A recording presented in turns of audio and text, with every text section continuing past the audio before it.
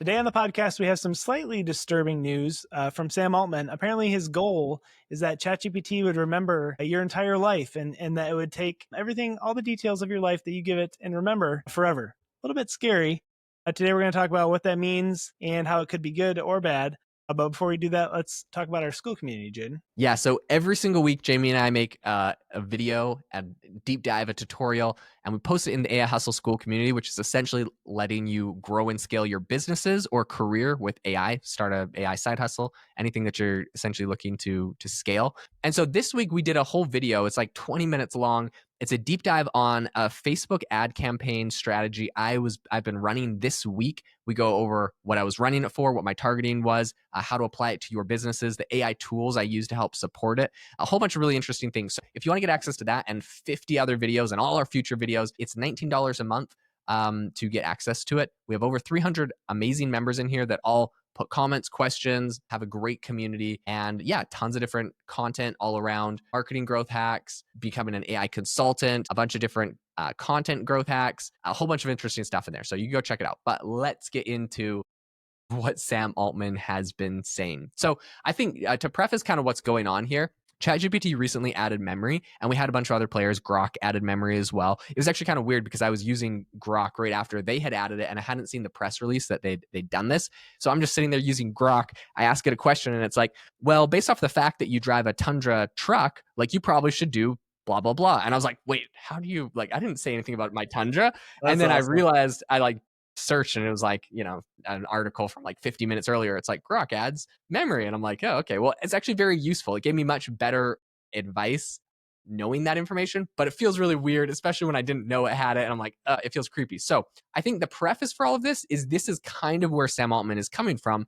They're adding memory to ChatGPT. They want it to remember it. And their stance right now is that everything it knows about you, everything in its memory, everything in its data bank and all your conversations, this is their moat. You had those conversations with ChatGPT. They learned things from you there that Anthropic's Claude doesn't know about you. And so this is kind of their edge that they're trying to beat their competitors with, is everything they know about you. This is kind of their moat. Jamie, I don't know. What do you think? Is this creepy or is this cool? Well, I mean, I personally think obviously there's maybe some security concerns there, but I think the idea is pretty cool. In this article, it talks about how the older generations have up to this point really just used ChatGPT as like a Google search replacement. If they're trying to find the answer to a question, where a lot of younger people are using it as like a life coach or life advisor, sharing a bunch of different information and trying to get advice. And it kind of, like we've mentioned, will keep track of every bit of information you give it. So I think it's helpful. So like I'll share a real life example. My son had like maybe some health concerns recently. And so we had all these different doctor's appointments and things and, trying to diagnose what was going on. And I would basically just, as I got information from the doctors, just plug it in and said, hey, what do you think this is? What do you think is going on?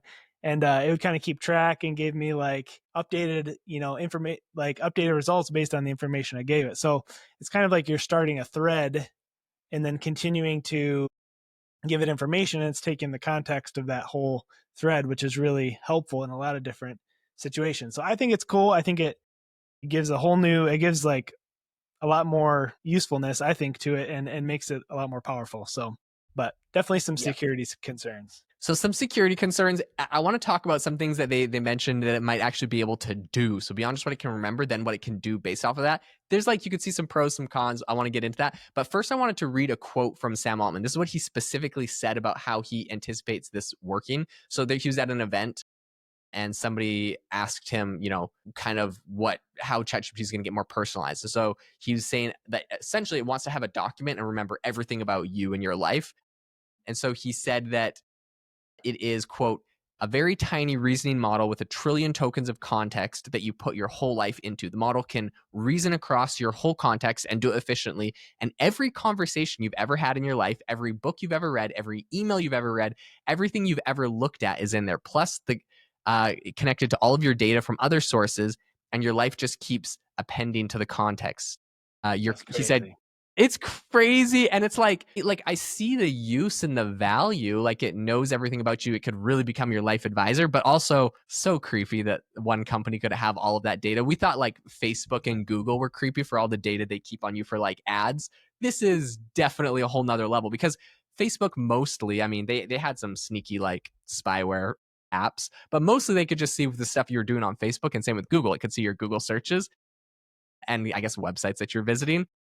This could get everything from Facebook, Google, social media platforms, everything combined. It just seems a little crazy. Yeah, so I guess my question would be, because I feel like one thing I experienced when I was, adding to this super long thread is that I feel like I ran out of, well, I've bounced back and forth between free accounts, paid accounts.